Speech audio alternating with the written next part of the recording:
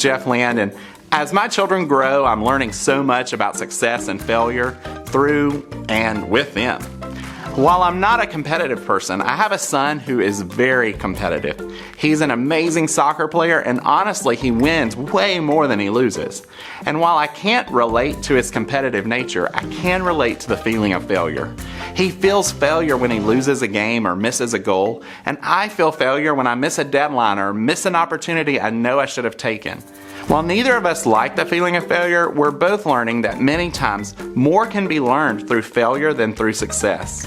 Years from now, people won't remember the game we lost, but they will remember the way that we handled the losing of the game. As we continue to grow in this area, I decided to ask my friend Faye Scott. Faye is the preschool and children's minister at First Baptist Church in New Orleans, and she has decades of ministry experience. By sharing from her personal life as well as her experience that she gained through ministry, Faye has great wisdom on how to handle failures with success. I'm Jeff Land, and I'm with Faye Scott from First Baptist Church in New Orleans, Louisiana. Mm-hmm. How long have you been at First Baptist? Almost 9 years. It'll be 9 years this summer. Been in children's ministry? You really want me to answer that? I do. About 25 years. That's awesome. That's great. That's why this is called Ask the Experts. So that's what we really want to do.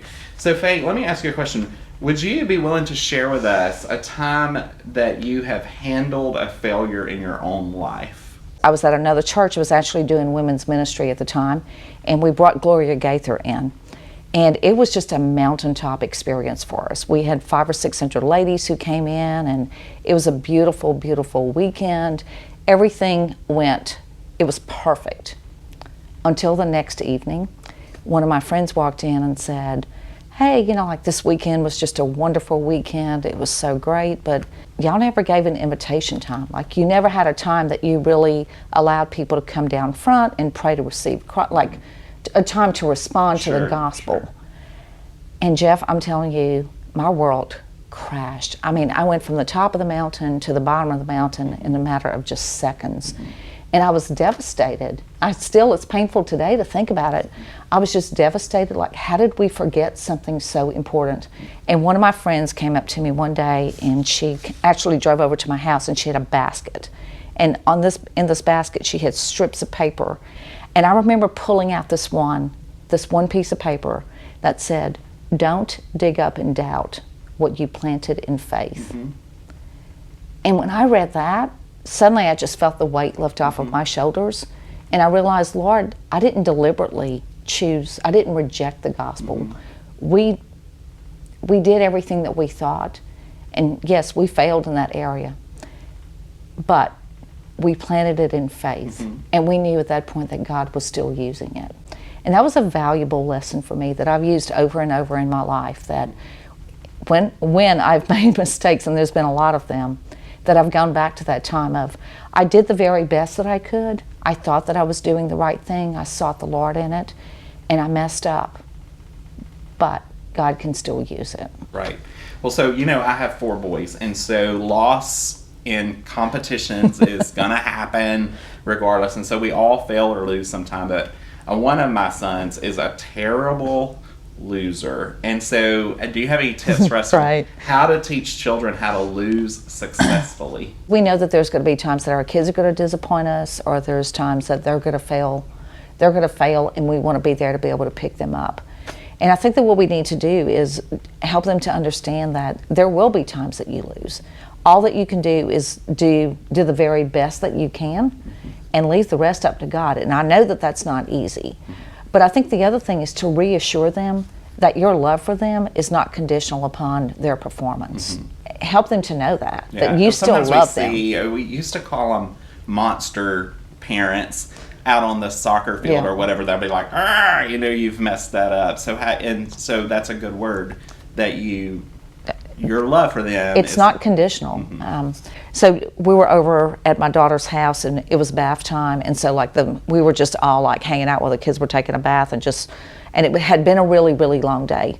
And so the youngest daughter of my daughter and my son-in-law were taking a bath, and then I had my other granddaughter who belongs to my son, and she was tired. She was a little beast that night. She was over it. And so I wanted her to get out of the tub, and she didn't want to get out of the tub. So anyway, I lifted her out of the tub, set her down on the ground, and then she just looked up at me and like spit straight in my face. And I knew that she had done it deliberately. Oh my goodness. And it was just a reflex. My hand just reached over, popped her on the bottom. And then I was mortified at what I had done because it was a pure out reflex. But then I knew that my daughter and son-in-law, who were there with their newborn baby, like little baby, they were never going to let me keep her again. And so I said, okay, baby, like, just so you know that you don't do this. Like, this is not acceptable behavior. And then I reached around and I hugged her. And I said, Campbell Beth, then I want you to know that I love you. I don't like what you did, but I love you. And then we proceeded with getting them dressed and putting them to bed. Well, the elephant was in the room. Nothing got said. Till the next morning, my son-in-law came to the kitchen table and he said, okay, we need to talk. And I was like, oh, here it goes. I'm in so much trouble. And I thought he was going to say, like, don't you ever, ever do that to my daughter. And instead he said, you need to make me a promise. And I said, okay. And he said, if Lily ever does that, you need to promise me that you're going to do exactly what you did to Campbell Beth. And I said, what? And he said, no, I want her to know that this is not right. Like, you need to teach her that. Like, don't let her get away with everything. And I said, okay. He said, but I have one question. I said, what's that? And he said, like, you popped her, you disciplined her, you talked about it, but then you reached over and you hugged her and you told her that you loved her and you negated, like, everything else. Like, you negated the punishment. And I said, Brandon, no, I did not. What I did was I let her know that what she did was wrong, and I didn't approve of what she did, but my love for her was unconditional, and it's not conditioned upon her behavior. Right. And it was a teachable moment for him, and he said, oh, okay, I get it now. And we have to do that with our own kids, and you know this with our children. Kids nowadays, they'll get labeled as a good kid or a bad kid. And the other night I was laying down with my youngest son and he said, am I bad? And I said, you're not. You're a good boy. You're perfectly fine. I said, but sometimes you have bad behavior. Yeah. And your behavior doesn't mean whether I love you or not. It doesn't mean if you're a good person or a bad person. It's just a choice that we make. And so we have to do that. We do. We have to teach them. Right. Another topic that I want to talk about is our society today is very much participation trophy. You know, everybody gets a medal. Everybody gets a trophy. And so everyone's always a winner. Can you talk into how you could see that as being harmful to our society, or how can we help children navigate and know that it's okay when they fail, or maybe it's okay when they don't get that trophy? I think part of that is just teaching them that there are things, you set goals in your life and you work toward it. There's not always a sense of entitlement. That when we want something, when you want to be good at a sport, you need to work for it. Right. You're not automatically going to go to the front line or anything just because of who you are, because you're the tallest or something. You need to be able to earn that right to be able to do it. And sometimes we succeed for a little while, and then sometimes we fail. But I think one of the other things is that just in life, like an important life lesson that goes along with that is just, you'll go along and you're working towards something and it feels like you're not making any progress. But then when you look back at how far you've come, you realize, oh, I am making some progress. And so I think if children are just given a trophy or just given an award just because they participated in something, we're not teaching them to work for anything. Right. I mean, I think the Lord teaches us that we do need to work and we do need to put our best foot forward. And that's a valuable lesson that we can teach to our children. There's a book by Tim Elmore called Nurturing the Leader Within Your Child. And one of the things that